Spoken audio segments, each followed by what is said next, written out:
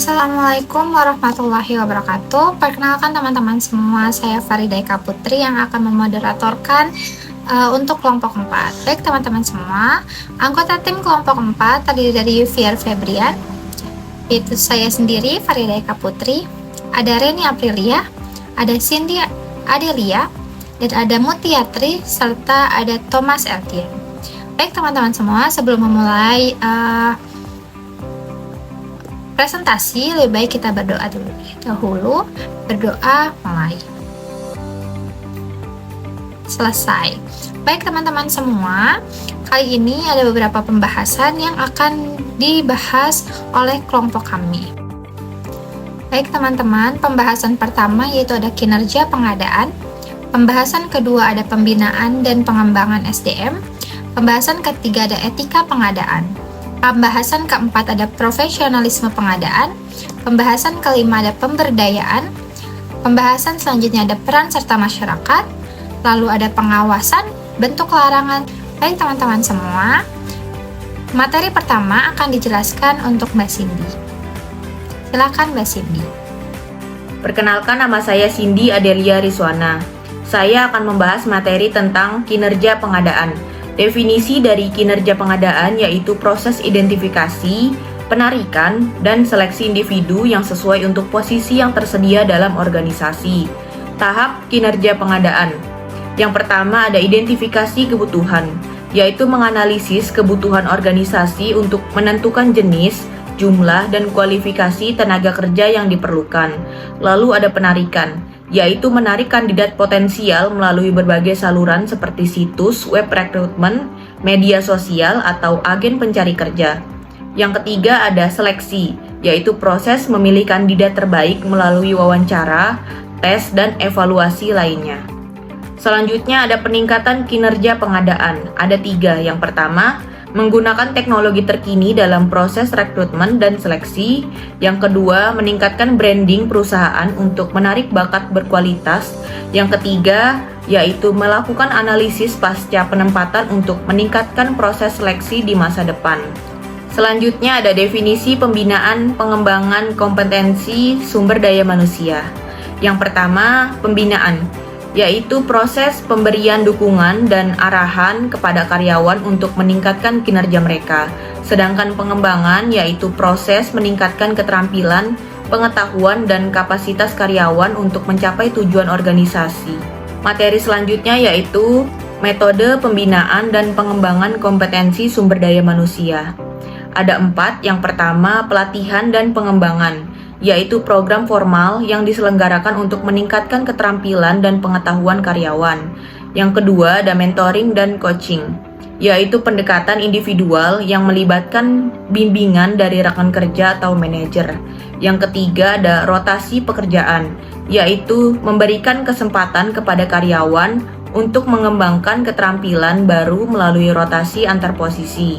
Yang keempat ada proyek khusus, yaitu memberikan tanggung jawab khusus kepada karyawan untuk mengembangkan keterampilan tertentu. Selanjutnya ada manfaat pembinaan dan pengembangan kompetensi sumber daya manusia. Ada 3, yang pertama meningkatkan motivasi dan keterlibatan karyawan. Yang kedua mengurangi turnover karyawan dengan memberikan kesempatan pengembangan karir. Yang ketiga meningkatkan produktivitas dan kualitas kerja. Sekian materi yang dapat saya sampaikan. Terima kasih. Saya kembalikan ke moderator. Terima kasih Mbak Cindy. Baik teman-teman, untuk materi selanjutnya akan dijelaskan oleh Mas Fier. Silakan untuk Mas Fier. Ya, terima kasih untuk Farida yang sudah memberikan kesempatannya untuk saya. Di sini saya Fier Febrian, saya ingin menjelaskan mengenai etika pengadaan barang atau jasa. Definisi etika pengadaan merupakan norma atau aturan yang menjadi pedoman pokok, utama, kunci atau elementer yang harus atau wajib dimiliki pelaku dalam melaksanakan pengadaan. Etika pengadaan barang atau jasa memiliki 8 etika dasar pengadaan barang atau jasa pemerintah menurut Nurbaningsih tahun 2018. Bagaimana diatur dalam Pres nomor 80 tahun 2003 pasal 5 merupakan standar dan pedoman perilaku bagi para pelaku yang terlibat dalam pengadaan dan dalam melaksanakan proses pengadaan. Nah, di sini ada 8 dasar dari etika dasar. Yang pertama, melaksanakan tugas secara tertib, disertai rasa tanggung jawab untuk mencapai sasaran, kelancaran, dan ketepatan tujuan pengadaan barang atau jasa. Yang kedua, bekerja secara profesional, mandiri, dan menjaga kerahasiaan informasi yang menurut sifatnya harus dirahasiakan untuk mencegah penyimpangan pengadaan barang atau jasa. Yang ketiga, tidak saling mempengaruhi baik langsung maupun tidak langsung yang berakibat persaingan usaha tidak sehat. Yang keempat, menerima dan bertanggung jawab atas segala keputusan yang ditetapkan sesuai dengan kesepakatan tertulis pihak yang terkait. Yang kelima, menghindari dan mencegah terjadinya pertentangan kepentingan pihak yang terkait, baik secara langsung maupun tidak langsung, yang berakibat persaingan usaha tidak sehat dalam pengadaan barang atau jasa. Yang keenam, menghindari dan mencegah pemborosan dan kebocoran keuangan negara. Terus yang ketujuh, menghindari dan mencegah penyalahgunaan wewenang dan atau kolusi. Yang kedelapan atau yang terakhir, tidak menerima, tidak menawarkan, atau tidak menjanjikan untuk memberi atau menerima hadiah, imbalan, komisi, rabat, dan apa saja dari atau kepada siapapun yang diketahui atau patut diduga berkaitan dengan pengadaan barang atau jasa. Nah, itu dia merupakan sebuah 8 etika dasar yang tergantung pada Kepres nomor 80 tahun 2003. Ya, baik teman-teman semua, di sini saya akan menjelaskan poin berikutnya mengenai profesionalisme pengadaan. Ini perlu teman-teman lihat, ada definisi menurut para ahli, menurut Moniro tahun 2020, yaitu profesionalisme dapat diartikan sebagai hasil kerja yang sesuai dengan standar teknis atau etika sebuah profesi. Dan selain dari definisi, di sini juga ada pentingnya pengadaan barang dan jasa. Yang pertama itu dari pentingnya pengadaan barang dan jasa, ya pertama pemenuhan kebutuhan. Jadi sebuah organisasi memerlukan berbagai barang dan jasa untuk menjalankan aktivitasnya. Pengadaan memastikan ketersediaan sumber daya yang dibutuhkan, mulai dari bahan baku hingga peralatan dan layanan profesionalnya. Yang kedua, efisiensi biaya. Melalui pengadaan yang terorganisir, organisasi dapat mengelola biaya dengan lebih baik. Proses pengadaan yang lebih baik dapat membantu dalam mendapatkan harga yang lebih baik dan menghindari pemborosan. Yang ketiga, kualitas dan keandalan. Dengan menjalani proses pengadaan yang teliti, organisasi juga dapat memastikan bahwa produk atau layanan yang diperoleh memiliki kualitas yang diharapkan dan dapat diandalkan. Yang keempat, keamanan persediaan. Jadi pengadaan yang baik juga berkontribusi pada menjaga persediaan yang stabil dan memadai. Ini merupakan suatu hal yang penting untuk menghindari gangguan dalam operasi akibat kekurangan persediaan. Yang kelima, ataupun terakhir ini kepatuhan hukum. Dalam beberapa kasus, terutama di sektor pemerintahan dan bisnis besar, pengadaan barang dan jasa harus mematuhi peraturan dan standar hukum yang tertentu. Nah, itu dia mengenai pentingnya pengadaan barang jasa. Oke, baik. Di sini saya akan memaparkan materi mengenai langkah-langkah umum dalam proses pengadaan. Jadi, proses pengadaan barang dan jasa melibatkan serangkaian langkah yang harus diikuti dengan cermat. Yang pertama, kita harus mengidentifikasi kebutuhan. Yang kedua, kita harus melakukan perencanaan pengadaan. Yang ketiga, pencarian dan seleksi pemasok. Yang keempat, pengajuan penawaran. Yang kelima, evaluasi penawaran. Yang keenam, negosiasi dan kontrak. Yang ketujuh, pelaksanaan dan pengiriman. Yang kedelapan, penerimaan dan evaluasi. Yang kesembilan, penutup dan pelaporan. Selanjutnya itu ada peran berbagai pihak. Yang pertama, pembeli atau pengguna. Yang kedua, tim pengadaan. Yang ketiga, pemasok atau penyedia jasa. Yang keempat, pengadaan dan pembelian. Yang kelima, pengawasan dan audit. Yang keenam, manajemen senior. Mungkin itu saja yang dapat saya paparkan. Kurang lebihnya mohon maaf. Terima kasih. Saya kembalikan ke moderator. Terima kasih, Mas Fir. Materi selanjutnya akan dijelaskan oleh Mbak Reni. Silakan Mbak Reni. Assalamualaikum warahmatullahi wabarakatuh. Perkenalkan, nama saya Rina Felia dari kelas ke-21 MNL. Baik, terima kasih kepada moderator. Di sini saya akan menjelaskan tentang pemberdayaan. Pengertian pemberdayaan adalah untuk meningkatkan derajat otonomi dan penentuan nasib sendiri seseorang untuk memungkinkan mereka mewakili kepentingan mereka dengan cara yang bertanggung jawab dan ditentukan sendiri, bertindak sesuai dengan otoritas mereka. Tujuan pemberdayaan adalah memampukan dan memandirikan masyarakat, terutama dari kemiskinan dan keterbelakangan atau ketimpangan atau ketidakberdayaan. Tahapan pemberdayaan ada 7 menurut Isbandi Rukminto Adi adalah: yang pertama, tahap persiapan untuk menyamakan persepsi antara anggota tim fasilitator mengenai pendekatan yang akan dipilih. Tahap kedua, tahap asesmen untuk mengidentifikasi masalah yang dirasakan dan juga sumber daya yang dimiliki oleh masyarakat sasaran pemberdayaan. Tahap ketiga, ada perencanaan alternatif program atau kegiatan. Secara partisipasi mencoba melibatkan masyarakat untuk berpikir tentang masalah yang dihadapi dan bagaimana cara mengatasinya. Tahap keempat, formulasi rencana aksi, membantu masing-masing masyarakat sasaran kepemberdayaan untuk memformulasikan gagasan mereka terutama dalam bentuk tulisan. Tahap kelima, tahap pelaksanaan, masyarakat mengimplementasikan agar apa yang telah dirumuskan bersama-sama memerlukan adanya peran masyarakat dan fasilitator.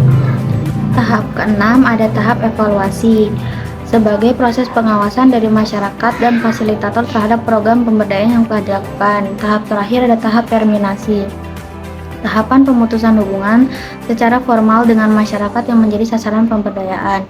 Upaya pemberdayaan itu ada 3. Yang pertama, menciptakan suasana atau iklim yang memungkinkan potensi masyarakat memiliki potensi untuk berkembang. Yang kedua itu untuk meningkatkan potensi. Hal ini terpenting dalam meningkatkan partisipasi masyarakat dalam pengambilan keputusan yang mempengaruhi diri mereka sendiri dan komunitas mereka. Yang tahap terakhir itu memberdayakan juga berarti melindungi. Tujuan utamanya adalah membuat masyarakat mandiri, memungkinkan dan membangun kapasitas untuk bergerak menuju kehidupan yang lebih baik secara berkelanjutan. Baik, terima kasih Mbak Reni. Materi selanjutnya akan dijelaskan oleh Mbak Mutia. Nama saya Mutia Triunistia. Di sini saya akan menjelaskan tentang peran serta masyarakat. Yang pertama yaitu ada definisi peran serta masyarakat. Peran masyarakat memiliki makna yang sangat luas. Para ahli mengatakan bahwa partisipasi atau peran masyarakat pada hakikatnya adalah dari sikap dan perilaku, namun batasannya tidak jelas, akan tetapi mudah dirasakan, dihayati, dan diamalkan, namun sulit untuk dirumuskan. Peran masyarakat adalah keikutsertaan individu, keluarga, dan kelompok masyarakat dalam setiap menggerakkan upaya kesehatan yang juga merupakan tanggung jawab kesehatan diri, keluarga, dan masyarakat. Peran masyarakat adalah proses untuk yang pertama, menumbuhkan dan meningkatkan rasa tanggung jawab. Yang kedua, mengembangkan kemampuan untuk bisa menyadari akan pentingnya kesehatan. Selanjutnya yaitu tujuan peran serta masyarakat. Tujuan peran serta masyarakat yaitu untuk 1. Meningkatkan peran dan kemandirian dan kerjasama dengan lembaga-lembaga non-pemerintah dan memiliki visi yang sesuai. Yang kedua, meningkatkan kualitas jejaring kelembagaan dan organisasi non-pemerintah dan masyarakat. Yang ketiga yaitu memperkuat peran aktif masyarakat dalam setiap tahap dan proses pembangunan melalui peningkatan jaringan kemitraan dengan masyarakat. Selanjutnya yaitu ada metode peran serta masyarakat. Yang pertama itu ada partisipasi dengan paksaan, yaitu memaksakan masyarakat untuk kontribusi dalam suatu program, baik melalui perundang-undangan, peraturan-peraturan maupun dengan perintah lisan. Dan yang kedua yaitu partisipasi dengan persuasi dan edukasi, yaitu suatu partisipasi yang didasari pada kesadaran, nilai-nilai peran serta masyarakat maupun suatu pendekatan atau jalan terbaik untuk memecahkan masalah. Terima kasih Mbak Mutia. Baik, materi selanjutnya akan dijelaskan oleh Mas Thomas. Silakan Mas Thomas. Baik, terima kasih. Saya Thomas Erdian Putra. Saya akan melanjutkan materi tentang pengawasan. Yang pertama adalah definisi pengawasan. Pengawasan sebagai salah satu fungsi manajemen diartikan sebagai suatu kegiatan pengamatan dan penilaian serta berkesinambungan terhadap suatu objek kegiatan dengan metode, alat, dan aturan tertentu untuk menjamin kesesuaian pelaksanaannya dengan rencana dan kebijakan yang telah ditetapkan. Pengawasan pengadaan barang dan jasa adalah pengawasan yang dilakukan terhadap pelaksanaan pengadaan barang jasa dengan maksud agar pelaksanaannya sesuai dengan rencana, prinsip dasar pengadaan, serta prosedur dan aturan yang berlaku. Hakikat pengawasan adalah untuk mencegah sedini mungkin terjadinya penyimpangan, pemborosan, dan kegagalan, serta agar pengadaan dilaksanakan secara efisien, efektif, hemat, dan tertib. Kedua adalah dasar pengawasan. Sesuai dengan ketentuan pasal 47 dan 48 Kepres nomor 80 tahun 2003, bahwa instansi pemerintah bertanggung jawab atas pengendalian pelaksanaan pengadaan barang dan jasa. Demikian wajib melakukan pengawasan terhadap pihak yang terlibat dalam proses pengadaan barang dan jasa di lingkungan masing-masing. Selanjutnya adalah implementasi pengawasan dalam pengadaan barang atau jasa. Yang pertama dari pimpinan instansi pemerintah yang bersangkutan. Pimpinan tertinggi instansi pemerintah melakukan fungsi pengawasan yang dilaksanakan oleh kelompok yang bersifat pengawasan secara preventif dan represif dengan cara menetapkan kebijakan serta pelaksanaan pengadaan barang dan jasa, menciptakan sistem pengendalian manajemen dalam rangka pengadaan barang dan jasa. Ketiga, menciptakan sistem pemantauan terhadap pelaksanaannya. Yang kedua, implementasi terhadap pengguna barang dan jasa. Sebagai pihak yang paling berkepentingan terhadap pengadaan barang dan jasa, dalam penyelenggaraannya pemerintah sesuai tugas pokok dan fungsinya, maka kontribusi pengawasan yang dapat dilakukan oleh pengguna barang dan jasa dapat berupa pengawasan preventif dan sebagai alat pengawasan. Selanjutnya, implementasi pada unit pengawasan intern. Ini adalah suatu unit yang berada dalam suatu instansi dan independen terhadap unit lain, serta bersangkutan dan kepala Badan Pengawasan Keuangan dan Pembangunan, dengan tidak mengurangi kewenangan aparat pengawasan intern masing-masing instansi atau BPKP sebagai aparat pengawasan internal pusat. Yang terakhir adalah implementasi terhadap masyarakat. Masyarakat sebagai muara terakhir atas seluruh pelaksanaan pengadaan barang dan jasa, terutama yang terkait penyelenggaraan pemerintah yang berhubungan tentang pelayanan kepada masyarakat, agar penyelenggaraan pemerintah dapat terlaksana dengan baik.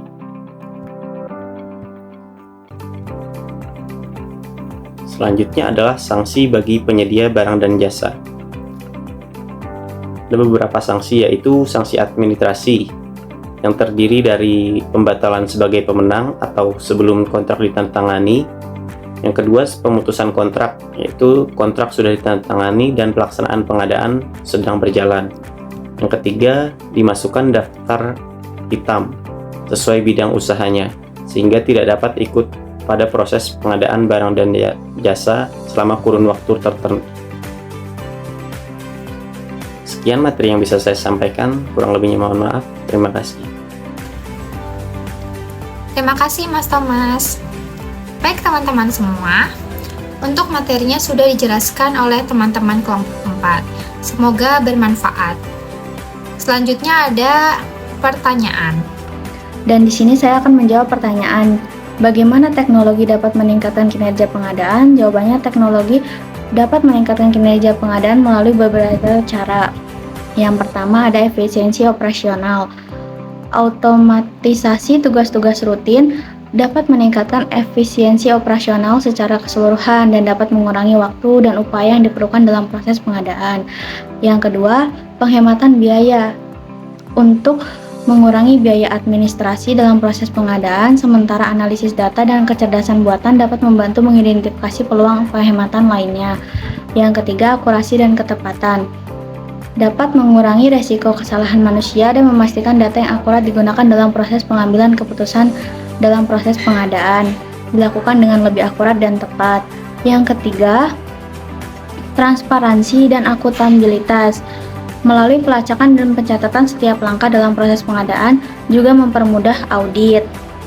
Yang terakhir, peningkatan kolaborasi dan komunikasi dapat membantu memfasilitasi organisasi lebih efektif berbagi informasi secara real time dan meningkatkan koordinasi antar tim.